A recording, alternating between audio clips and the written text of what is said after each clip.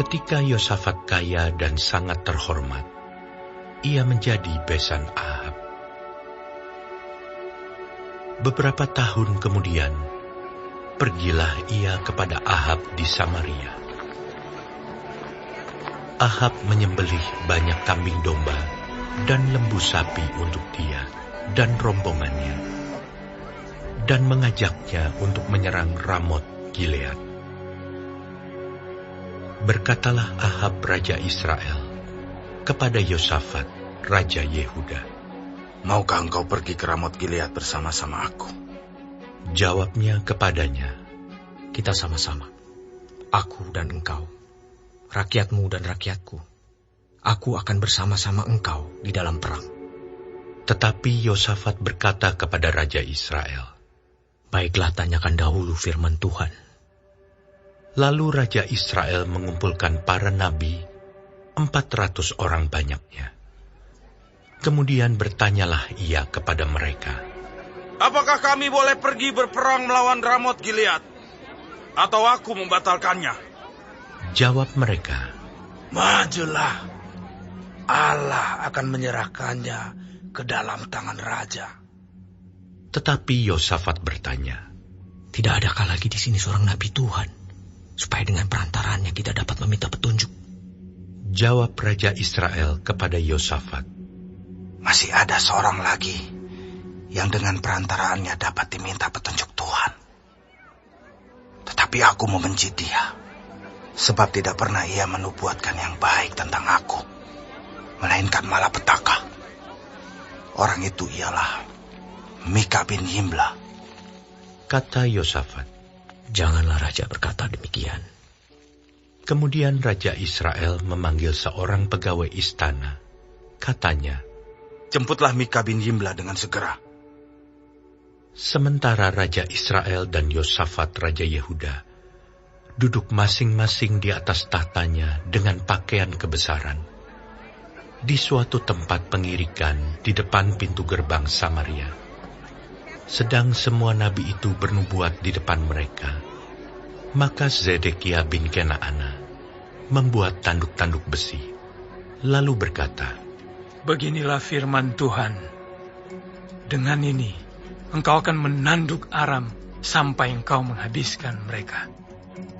Juga semua nabi itu bernubuat demikian. Katanya, "Majulah ke Ramot Gilead, dan kau akan beruntung. Tuhan akan menyerahkannya ke dalam tangan raja." Suruhan yang pergi memanggil Mika itu berkata kepadanya, "Ketahuilah, nabi-nabi itu sudah sepakat meramalkan yang baik bagi raja. Hendaklah engkau juga berbicara seperti salah seorang daripada mereka, dan meramalkan yang baik." Tetapi Mika menjawab, "Demi Tuhan yang hidup, sesungguhnya apa yang akan difirmankan Allahku, itulah yang akan kukatakan." Setelah ia sampai kepada raja, bertanyalah raja kepadanya, "Mika, apakah kami boleh pergi berperang melawan Ramot Gilead? Atau aku membatalkannya?" Jawabnya, "Majulah, dan kamu akan beruntung, sebab mereka akan diserahkan ke dalam tanganmu." Tetapi raja berkata kepadanya, "Sampai berapa kali aku menyuruh engkau bersumpah, supaya engkau mengatakan kepadaku tidak lain dari kebenaran?" Lalu jawabnya, "Telah kulihat seluruh Israel bercerai-berai di gunung-gunung, seperti kambing domba yang tidak mempunyai gembala. Sebab itu, Tuhan berfirman, mereka ini tidak punya Tuhan. Baiklah masing-masing pulang ke rumahnya dengan selamat." Kemudian raja Israel berkata kepada Yosafat, "Bukankah telah kukatakan kepadamu, tidak pernah ia menubuatkan yang baik tentang aku, melainkan hanya malapetaka?" Kata Mika, "Sebab itu, dengarkanlah firman Tuhan. Aku telah melihat Tuhan sedang duduk di atas tahtanya, dan segenap tentara sorga berdiri di sebelah kanannya dan di sebelah kirinya. Dan Tuhan berfirman, siapakah yang akan membujuk Ahab, raja Israel, untuk maju berperang supaya ia tewas di Ramot Gilead? Maka yang seorang berkata begini, yang lain berkata begitu. Kemudian tampillah suatu roh, lalu berdiri di hadapan Tuhan. Ia berkata, aku ini akan membujuknya. Tuhan bertanya kepadanya, dengan apa? Jawabnya, aku akan keluar dan menjadi roh dusta dalam mulut semua nabinya. Ia berfirman, biarlah engkau membujuknya, dan engkau akan berhasil pula. Keluarlah dan perbuatlah demikian. Karena itu, sesungguhnya Tuhan telah menaruh roh dusta ke dalam mulut nabi-nabimu ini. Sebab Tuhan telah menetapkan untuk menimpakan malapetaka kepadamu. Sesudah itu tampillah Zedekia bin Kenaana. Ditamparnyalah pipi Mika serta berkata, bagaimana mungkin roh Tuhan pindah daripadaku untuk berbicara kepadamu? Tetapi Mika menjawab, sesungguhnya engkau akan melihatnya pada hari engkau lari dari satu kamar ke kamar yang lain untuk menyembunyikan diri. Berkatalah Raja Israel, tangkaplah Mika, bawa dia kembali kepada Amon penguasa kota dan kepada Yoas anak raja. Dan katakan, beginilah titah raja. Masukkan orang ini dalam penjara dan beri dia makan roti dan minum air serba sedikit, sampai aku pulang dengan selamat. Tetapi jawab Mika, jika benar-benar engkau pulang dengan selamat, tentulah Tuhan tidak berfirman dengan perantaraanku. Lalu disambungnya, dengarlah, hai bangsa-bangsa sekalian.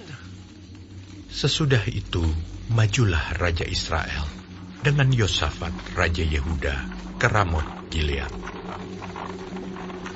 Raja Israel berkata kepada Yosafat, aku akan menyamar dan masuk pertempuran. Tetapi engkau, pakailah pakaian kebesaranmu. Lalu menyamarlah Raja Israel. Kemudian mereka masuk ke pertempuran.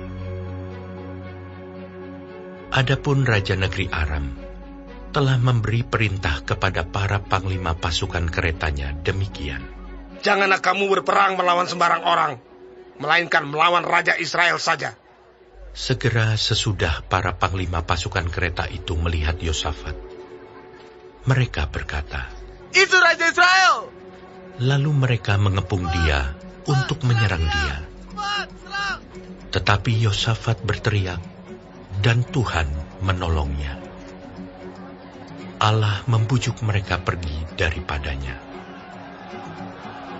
Segera sesudah para panglima pasukan kereta itu melihat bahwa dia bukanlah Raja Israel, maka undurlah mereka daripadanya.